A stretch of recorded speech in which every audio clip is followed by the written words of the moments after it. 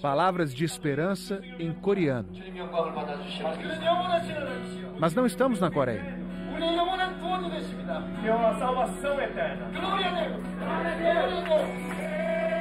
Esse culto evangélico com missionários e descendentes sul-coreanos acontece todo domingo na Cracolândia, no centro de São Paulo.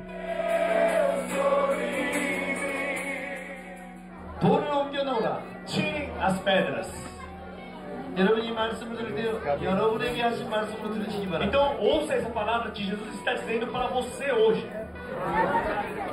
No mesmo lugar onde acontece o culto, uma outra cena chama a atenção. Dependentes químicos passam por um cordão de isolamento da Guarda Civil Metropolitana.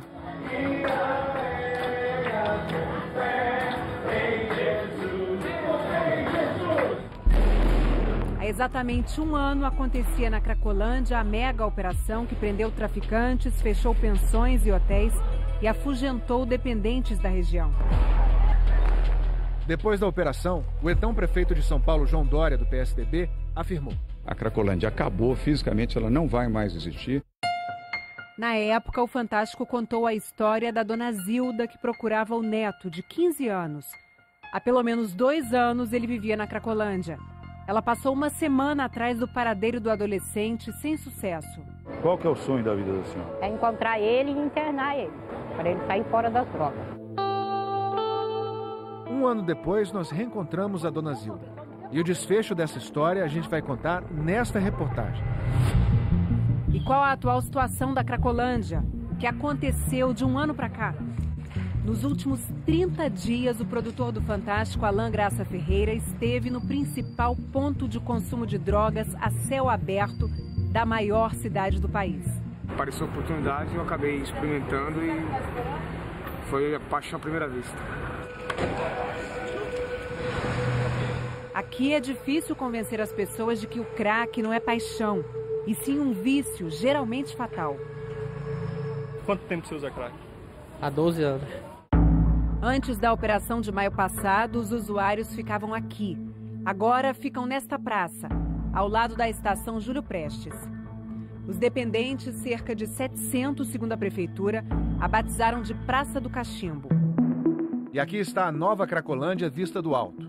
São imagens do dia 28 de setembro do ano passado, feitas pela GCM, a Guarda Civil Metropolitana. O Ministério Público pediu à Guarda que cedesse a gravação feita por um drone depois de denúncias de que houve truculência nesse dia. Eram 8h30 da manhã. Carros da GCM se aproximam pela esquerda e pela direita do vídeo. De repente, fumaça. É uma bomba que acaba de ser disparada. Os guardas avançam e começa uma correria. Mas na tentativa de fugir, os dependentes químicos vão de encontro aos guardas que se posicionaram do lado oposto, fechando a rua. As imagens mostram que pelo menos outras 4 bombas são lançadas. A grande maioria das pessoas entra numa área da prefeitura usada na época para o atendimento dos usuários de drogas. Algumas tentam fugir pelos fundos, mas do lado de fora também há guardas civis posicionados. Essa assistente social que trabalhava para a prefeitura na época viu tudo. Essa ação, ela começa, ele pega todo mundo de surpresa. Então fica todo mundo acuado. Aí começa a soltar bomba e a gente fica realmente assustado, né? Depois, para sair da área da prefeitura, usuários foram revistados. Nós temos alguns relatos preocupantes de muita humilhação e de muita violência. Falam de xingamentos, de ofensas, de agressões e, sobretudo, da necessidade de permanecerem lá dentro até que obtivessem uma ordem para sair. Ou seja, cerceando o próprio direito de ir e vir das pessoas. Com a Cracolândia vazia, começa a limpeza da área. Tudo que os usuários de drogas deixaram para trás nesse dia vai parar no lixo. Em depoimento ao Ministério Público, o então comandante-geral da Guarda Civil, Adelson de Souza, disse que no dia 28 de setembro, os guardas constataram que existiam traficantes no local. E justificou a revista coletiva dizendo que os GCMs teriam constatado que existia gente com droga. Quem tem que combater o tráfico é a Polícia Civil e a Polícia Militar. As imagens mostram o horror, não é? É o Estado contra o cidadão. Segundo a Prefeitura, nesse dia 11 pessoas foram detidas sob suspeita de tráfico, uma delas procurada pela Justiça. Atualmente, funcionários fazem a limpeza da Cracolândia pelo menos 3 vezes por dia. Os dependentes têm que se deslocar até um local próximo e esperar o fim do serviço. É nesse momento que eles passam pelo cordão de isolamento dos GCMs, como a gente mostrou no início da reportagem. É neste momento também que os confrontos costumam acontecer. Segundo a prefeitura, o clima ficou mais tenso nos últimos 60 dias, depois que funcionários começaram a fazer uma limpeza extra na parte da noite. É uma coisa importante esse turno da noite, só que isso mexeu bastante com os traficantes, que querem, na verdade, voltar a estabelecer aquele que eles tinham antes, pelo menos à noite. Dia 16 de abril. Essa moradora da região, que trabalha como manicure, ia para casa com os 2 filhos e mais 4 crianças. São meninos e meninas que voltavam da escola. Eles precisam esperar a passagem dos dependentes para poder atravessar a rua. Começa um tumulto. Começaram as bombas agora. Começaram a atacar objetos. Atacaram minha mãe.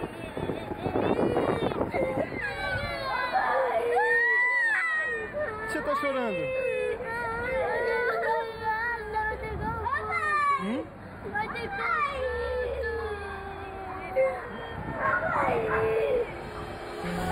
E pensar que a casa dele está tão perto. Onde você mora? Ali, lá naquele prédio verde. Ali, do lado do prédio azul? É, do lado.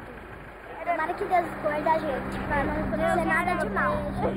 A situação se acalma e depois de 20 minutos, as crianças seguem para casa. O Ministério Público quer mudanças no modo de agir da Guarda Civil. O território é de conflito por quê? Porque a cada momento se espera uma ação de repressão por parte do poder público. A violência da guarda, na verdade, anula ou, no mínimo, dificulta a ação dos agentes sociais e dos agentes de saúde. O trabalho da guarda hoje é totalmente integrado. Hoje os assistentes sociais e de saúde trabalham 24 horas por dia, circulando à medida que querem, protegidos para poder fazer esse acolhimento. No início de 2017, a Prefeitura firmou um convênio com 3 hospitais psiquiátricos para receber os usuários que queriam ser internados. Em julho e agosto do ano passado, integrantes de várias entidades, como o Conselho Regional de Medicina e Ministério Público, vistoriaram esses 3 hospitais. O resultado, em média, foi este. Um médico diarista para 70 pacientes. Uma assistente social para 70 pacientes. Uma psicóloga para 70 pacientes. A conclusão é de que a maioria das internações dessa época não surtiu o efeito esperado. Elas não são eficazes a ponto de dar sustentabilidade física, mental e social para que a pessoa não retorne à situação de rua e à situação das drogas. Nosso produtor foi saber como é o atendimento para quem quer deixar o vício. Na manhã do dia 27 de abril, encontramos o Wallace e Ulisses em frente a um centro de atendimento da Prefeitura, perto da Cracolândia. Os 2 estão decididos a largar o crack. Foi tenso, viu? Minha filha ficou grávida com 16 anos. Então já perdi a infância da minha filha por causa da droga. Eu não quero perder a infância do meu neto por causa da droga também. Cansei de usar droga. Quero me internar para voltar com a minha família. Os 2 são medicados, tomam calmante. Depois de 10 horas de espera, ainda não sabiam se iam conseguir a vaga. O que você acha dessa demora? Falta de respeito, né? Alguns dependentes esperam a resposta deitados na calçada. Foram 12 horas até Ulisses conseguir a internação. Já o Wallace vai ter que esperar mais. Wallace volta para a calçada, onde diz que vai passar a noite. Cheio de raiva, aí uma dessa aí, que nós sai daqui e vai lá para Cracolândia usar droga. Segundo uma funcionária da Prefeitura, não há registros de que ele tenha sido internado depois disso. O psiquiatra Arthur Guerra, que coordena o programa da Prefeitura para tratamento aos usuários, diz que vai apurar o caso. O paciente é medicado e fica esperando na rua. Não é o nosso padrão, não é o nosso comportamento. Isso não é medicina. A Prefeitura não trabalha assim, de forma alguma. Esse psiquiatra da Universidade Federal de São Paulo, que há 30 anos atende dependentes químicos, diz qual o tratamento ideal. Você aborda o indivíduo do ponto de vista médico, psiquiátrico, psicológico, e você também dá condições mínimas de qualidade de vida para ele. A partir daí você consegue estabelecer uma nova maneira dele se colocar na vida sem a presença da droga. Segundo a prefeitura, de um ano para cá, houve cerca de 5.700 internações, o número de usuários na Cracolândia diminuiu e nos últimos 5 meses, 38 dependentes saíram das ruas e voltaram para casa. Longe de achar que nós estamos no rumo de terminar com isso. Nós não estamos, mas nós temos um controle um pouquinho melhor e nós vamos conversando com o paciente, fazer um diagnóstico do ponto de vista médico e psicológico e social, para ver qual que é a melhor saída que nós podemos oferecer para aquele paciente. O Ulisses, o outro dependente que nós acompanhamos, que queria largar o crack, saiu do hospital depois de ficar 3 dias internado e não deu mais notícia para a família. Nós procuramos a mãe dele, que é cozinheira. Eu fico preocupada, porque eu não sei onde está, né? Eu não sei se está comendo, se está dormindo. Ela diz que ninguém do hospital a procurou durante a internação e que o filho não vai voltar para casa. Estou vendo ele morrer aos poucos. Ele está morrendo e eu também. Porque quem mais sofre sou eu junto com ele. A Cracolândia existe há pelo menos 20 anos. Neste período, São Paulo teve 7 prefeitos. Em todas as gestões, houve propostas de revitalização do centro e ações de repressão ao tráfico. Em 2012, por exemplo, na administração Gilberto Kassab, na época do DEM, aconteceu uma operação na Cracolândia.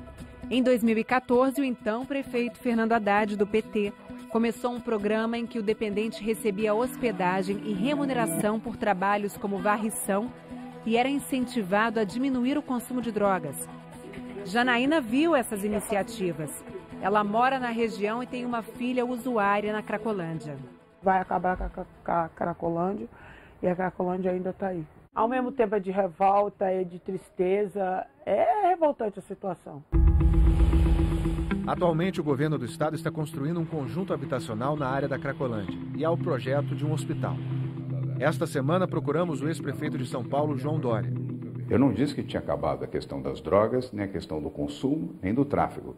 Apenas fisicamente a Cracolândia acabou. E acabou de fato. As pessoas hoje podem circular livremente. O traficante merece no Brasil prisão e aquele que é usuário merece tratamento. Agora a gente vai acompanhar a história da dona Zilda, que depois da operação de um ano atrás, não tinha achado o neto na Cracolândia. No dia 16 de abril deste ano, ao acaso, a gente achou a avó de novo na Cracolândia.